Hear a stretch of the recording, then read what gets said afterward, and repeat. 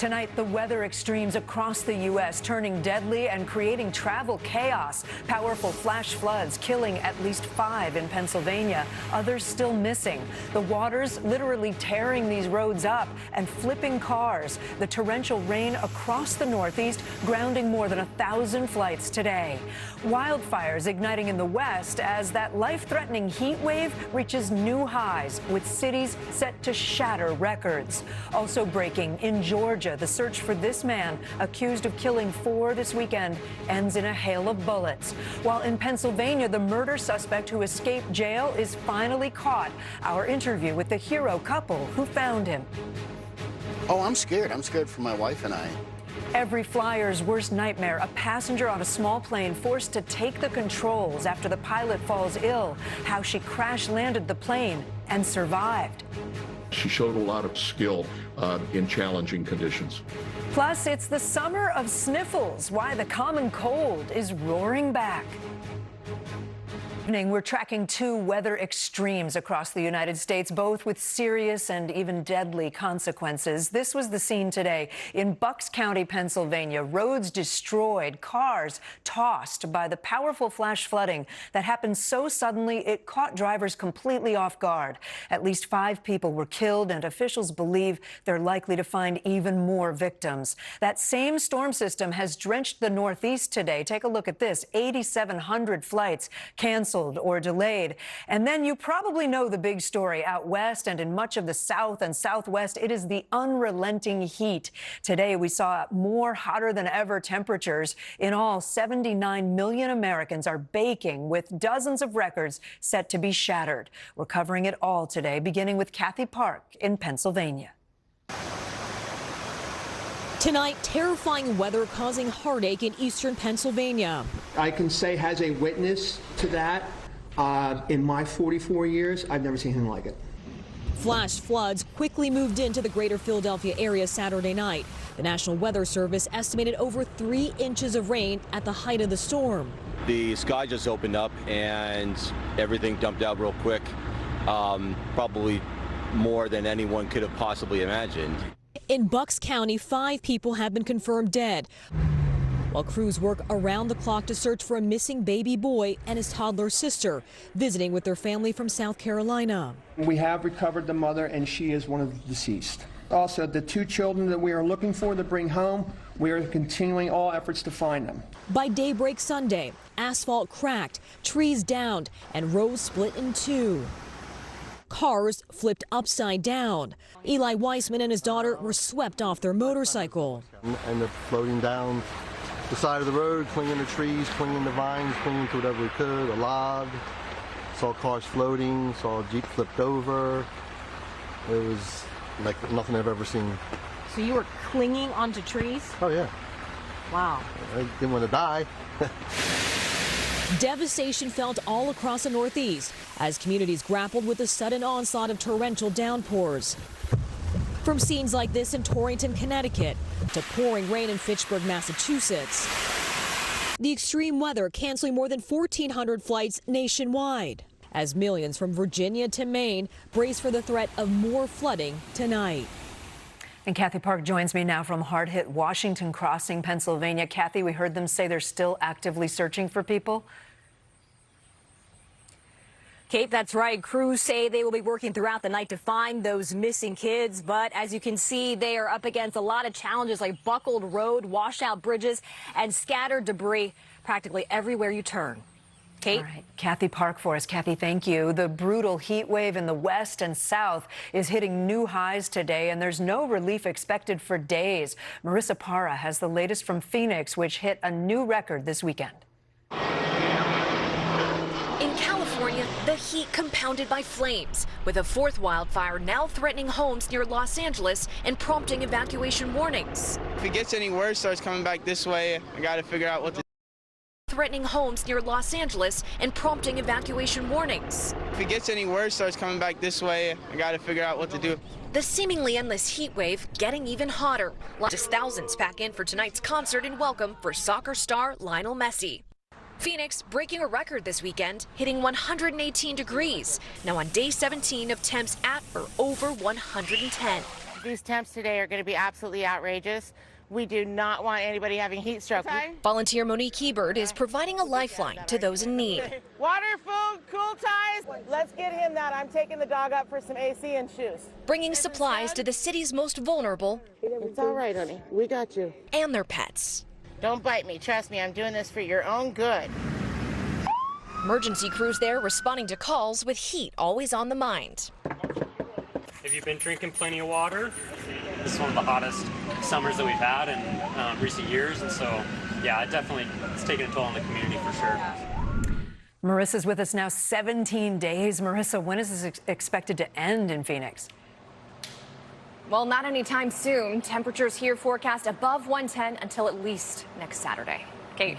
Okay, Marissa, thank you. There's breaking news tonight in Georgia where a mass shooting suspect was shot and killed by police while they tried to take him into custody. At this press conference late today, the sheriff said the suspect, Andre Longmore, was fatally shot this morning. Longmore was accused of killing 4 people in a city south of Atlanta on Saturday. The victims there were also identified, but authorities did not reveal any motive.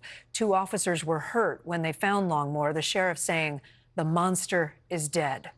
The fugitive suspected of murder who escaped from a jail in Pennsylvania is behind bars again tonight after more than a week on the run. His capture, all thanks to one brave couple.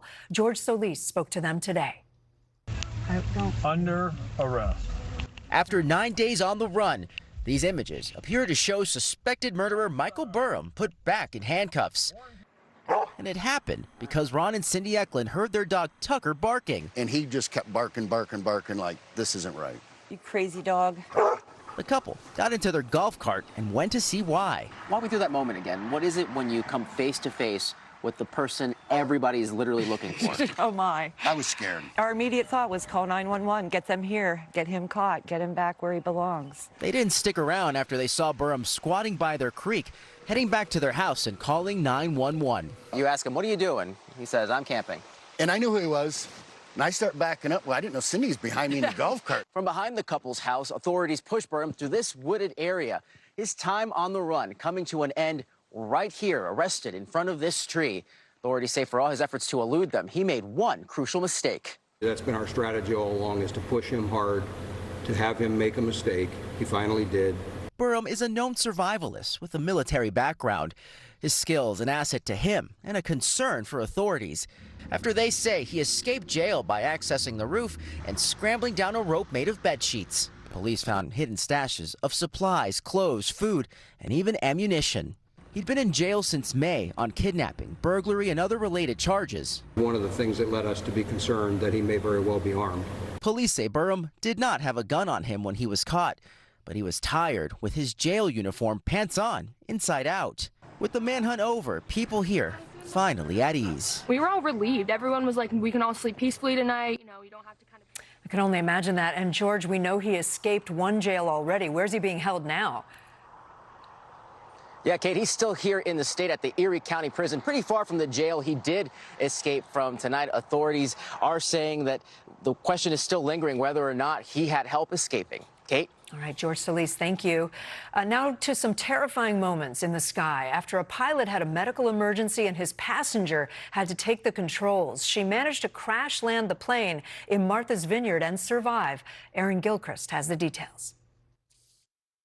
Tonight, a miracle on Martha's Vineyard. A small plane crash landing just off the airport runway after the pilot suffered a medical emergency. Got a single aircraft down and approaching the runway 6. One patient responsive at the time. This video posted online, unconfirmed by NBC News, but matching descriptions of the scene by Massachusetts State Police, showing first responders on the ground after a 79-year-old pilot became unresponsive mid-air before his female passenger took the controls. What can you tell us about how difficult it might have been to land something like this?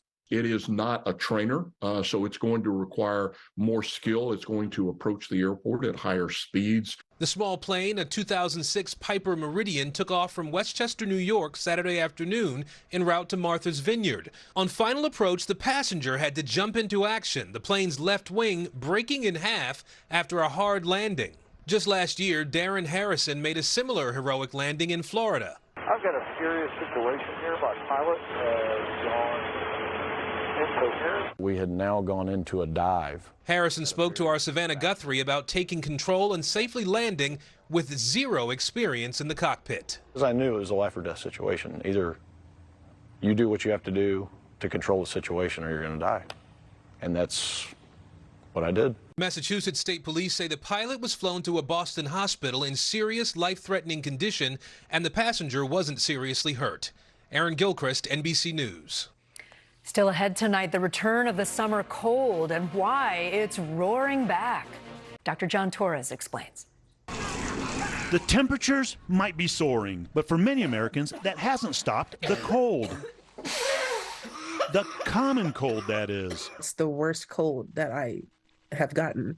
Across the country, it started off with sneezing, then congestion. It's been the summer of sniffles. And just a lot of, runny nose, always keeping tissues next to me. So the numbers you're seeing now, more than during the pandemic? More than during the pandemic, absolutely. Dr. Larissa Pisney specializes in infectious diseases at the University of Colorado Hospital, UC Health. We're hearing from actually a lot of people that I'm getting a summer cold. I haven't gotten it for the last 2 or 3 years.